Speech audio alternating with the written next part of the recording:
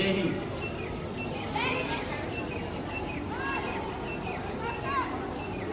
Respected Director Sir, Principal Sir, Vice Principal Sir, Coordinator Ma'am, dear teachers और मेरे प्यारे देशभक्तों, I am very privileged to have an opportunity to speak on the Independence Day. And एक Independence Day पे मैं आपसे ये कहना चाहूँगा कि मैं घर घर में इंकलाब की आग लगाने आया हूँ। मैं घर घर में इंकलाब की आग लगाने आया हूँ। एक भारत के राम जगो मैं तुम्हें जगाने आया हूँ। जी हाँ, patriotism means passionate and selfless love towards the nation. Any task that is contributed for the development of the nation is considered patriotism. Let me tell you very clearly, it's not being patriotic on the occasion of Independence Day or Republic Day is considered as a form of patriotism. So let me tell you very clearly कि आजादी ऐसे ही नहीं मिली हमें। आज की आजादी क्या है, दो शब्दों में कहना चाहूंगा मैं। गूंज रहा है दुनिया में भारत का नगाड़ा, गूंज रहा है दुनिया में भारत का नगाड़ा। चमक रहा है आसमान में देश का सितारा, चमक रहा है आसमान में देश का सितारा। आजादी के दिन आओ मिलकर कसम खाएं कि बुलंदी पर लहराता रहे तिरंगा हमारा। जी हाँ, मैं आपसे ये कहना चाहूंगा कि आजादी क्या है और आजादी की कीमत क्या है। ये हमें आजादी लाखों लोगों की कुर्बानी के बाद मिली है। आजादी का सही उदाहरण समझाने के लिए शहीद भगत सिंह से अच्छा उदाहरण और कोई नहीं हो सकता। शहीद भगत सिंह जी ने अपने जीवन का 23 साल देश को समर्पित कर दिया। शहीद भगत सिंह जी पढ़ाई में न केवल बहुत अच्छे थे, उन्होंने अपने छोटे से जीवन में 500 से ज्यादा किताबें पढ़ी थी। He is the very highest order intellectual person. यही नहीं, उनको एक बहुत अच्छा राइटर भी कहा जाता था।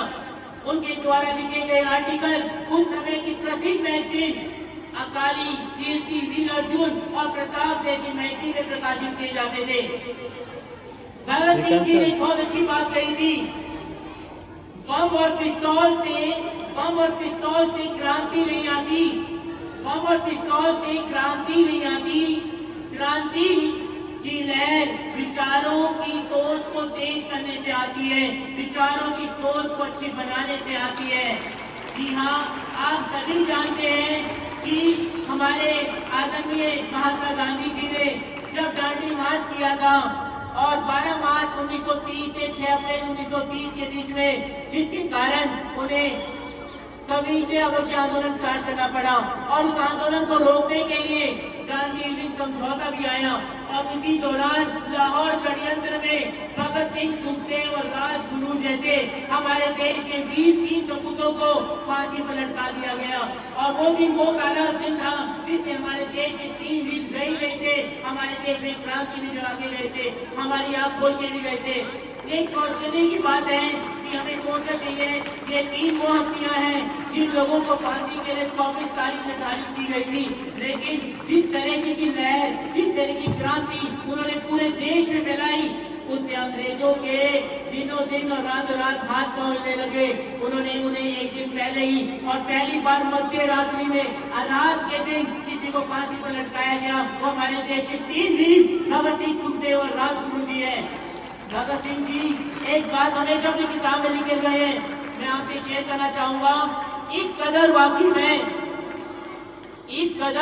है मेरी कलम मेरे जज्बातों से, इस कदर वाकिफ है मेरी कलम मेरे जज्बातों से कि अगर मैं इश्क मोहब्बत लिखना भी चाहूँ तो मेरी कलम इनकलाब ही लिखती है। आज के देश में हमें युवा पीढ़ी को अपने देश को सर्वप्रथम समझना पड़ेगा और ऐसे नेता को आगे बढ़ाना पड़ेगा जिसके लिए देश सर्वप्रथम है, जिसके लिए देश ही सबसे पहले है।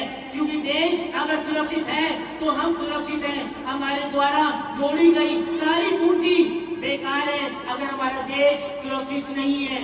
लास्ट में उनके द्वारा लिखी हुई एक लाइन और जरूर कहना चाहूंगा कि जिंदगी तो सिर्फ अपने कंधों पर जी जाती है।